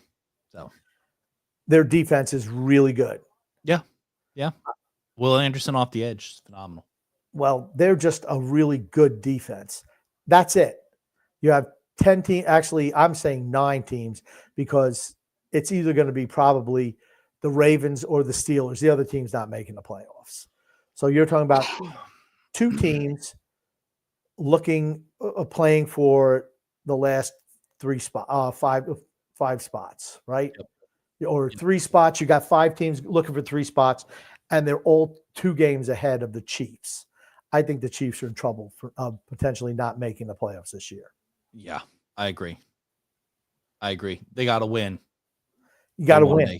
And they have to play they have a couple of easy games, the Chiefs do. But they have the Broncos at home. They have the Chargers at home, and they have Houston. I don't know if Houston's at home or not. But defense travels. Just remember that. I think it's must win. It just shows how Indianapolis blowing that game last week to the Chiefs really has hurt their chances. Yep. Right now, that's the only team out of all these teams ahead of the Chiefs that have lost to the Chiefs. All the other teams have beaten them. So you look at the Chargers, you look at Jacksonville, those teams are in effect 3 games ahead of the Chiefs because they're 2 games up in the standings plus head-to-head. It's going to be tough for them to make it. I think they've underwhelmed. What does it say? They have a 37% chance of making it? 37% chance currently. Yeah. I still think that's high. And I think this is before the outcomes of the games today. And what does it say about the Texans? Texans have a 62% chance to make it. Okay, that's pretty good. And what does it say about the other teams that are not on the bubble? The Bills, 91 for the Bills, 70 for the Colts, 61 for the Chargers. Okay, 70 for the Ravens, which has probably gone up with their win to Las Vegas today. The Ravens 70%, Jags 81, Broncos 99 since they were going to win today, and then Patriots 99 probably since they'll probably beat the Giants. Well, we don't know. It's the 4th quarter right now, and the Broncos are up by 6 points. So they're probably going to win today. Okay. So I just think it's interesting that as we go down the stretch, I don't think there's as many teams vying for playoff spots as there usually are with 5 weeks to go. Let's just put it that way. Yep. I think it's pretty much 9 teams in the AFC, and maybe the Lions are the only wild card team that has a shot. I don't think the Cowboys have a shot. Yeah, it's gonna honestly be between the Panthers and Tampa Bay. Whoever wins You're the looking NFC at- South is gonna make it in. That's the You're big look- one. You're looking at a team that's 9-4. That's number 7 in the NFC. Yeah. They're 9-4. Yeah, you're not So, catching up. I mean, it's almost impossible Mhm. with 3 games left for the Niners, right? Is it 3? Oh, 4. 4 games left for the Niners. I mean, they'd have to really fall apart to not make it. Yeah, I agree. And you look at the other teams. What's the percentages? So it's 82. Is that 92 or 80? 92 for the Niners, 88 for the Packers, 93 for the Seahawks, 87 for the Bucks, 95 for the Eagles, 96 for the Rams, and 75, which is honestly surprising, 75% for the Bears. Okay. Bears just keep on winning. Yep. I just put it to that one. I would honestly say they're probably one of the most surprising teams this year. Yeah. Would you have projected the Bears to be number 1 in the NFC? No. I wouldn't. I didn't even think they were going to make the playoffs this year. No. So they've definitely surprised me. Hey, they're winning. So it'll be interesting. It's going to be getting hot and heavy the next few weeks. Oh, yeah. All right. Let's wrap up the last few comments we have here, Mr. X. All right. Freedom from Adventure says, didn't TJ leave this entire audience for a job? Seems like a hoe to me. TJ's the worst. Please tell him Merry Christmas from Freedom. Did baby Liza enjoy Thanksgiving? Yes, she did. Wife Y is vertically challenged? Yes, she is. Yep.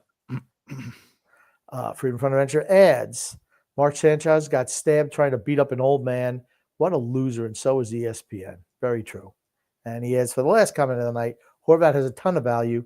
You should see all these teams salivating over him, but the Islanders aren't trading him. They should, right? They should. I agree that if you can get big value for him, particularly a young player as well as first-round picks, I'm all for that. Freedom says, last comment, Grumpy, Florida is a blue blood program. I didn't say they weren't. One of the Spurrier admire just because results on the field haven't been there doesn't mean LSU is a better job. LSU is a better job. The governor had to get involved with a coach. It's septic. I'm just saying, when you're looking at top programs, LSU historically has been a better program than Florida over the years and years and years and years. That's all. Alrighty, Grumpy. Anything you want to say before we wrap up the show today? I want to say I hope everyone had a wonderful Thanksgiving. We're getting into the Christmas season now. I cannot believe it's going to be December 1st tomorrow. Hard to believe. But love and laughter to everyone who listens and even those who don't. From the Grumpy Old Man and Son X. Yep. And I want to thank everybody for coming out and listening. As always, love the interaction in the comments. Grumpy knows that I'm right about my takes in college football. And we will see you guys next time. X time. Thanks, Grumpy. My pleasure.